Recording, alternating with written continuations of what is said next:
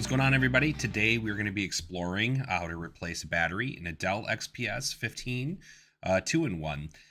The battery just wasn't charging anymore. It said that there was like 10% battery life left in the operating system.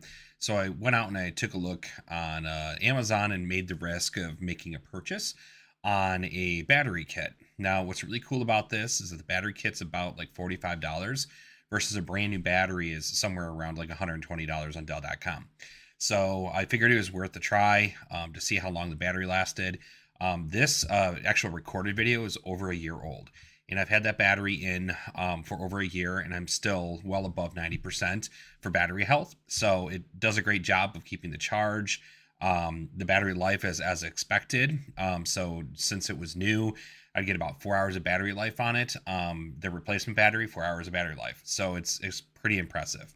So this video, we're going to dive into unboxing the unit, and then we're going to show you quickly how to replace everything. The first step that you have to do here is to use the T6 screwdriver to remove the 8 Torx screws from the back of the XPS. The next step of the process is to find the pinholes in the front end of the laptop. Take a Phillips screwdriver, a really small one, and be able to pry it up a little bit. Then you can use your prying tool to be able to then get it between the case and separate the case because it's such a thin case. So then I go around with that tool and I separate the case, and you'll see that it kind of pops up.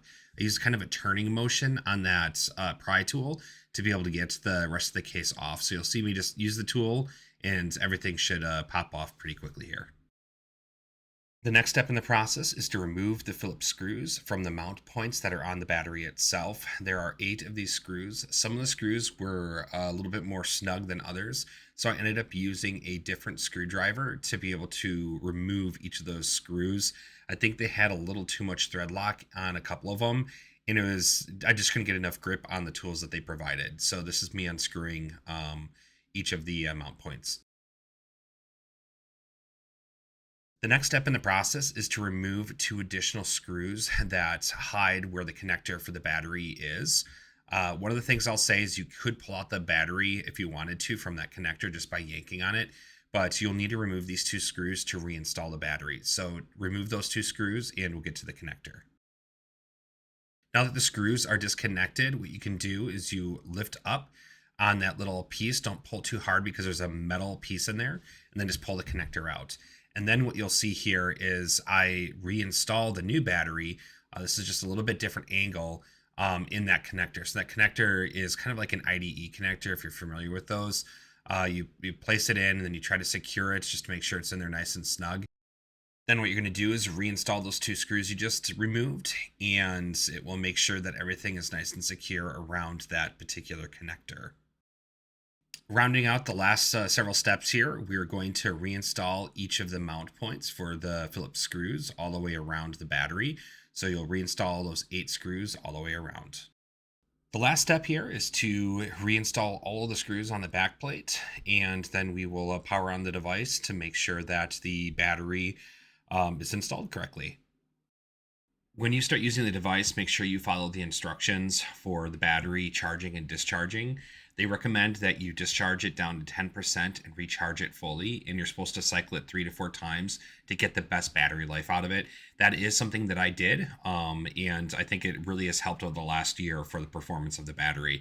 And what you'll see here is that I have 100% battery usage on the device, so everything was installed properly.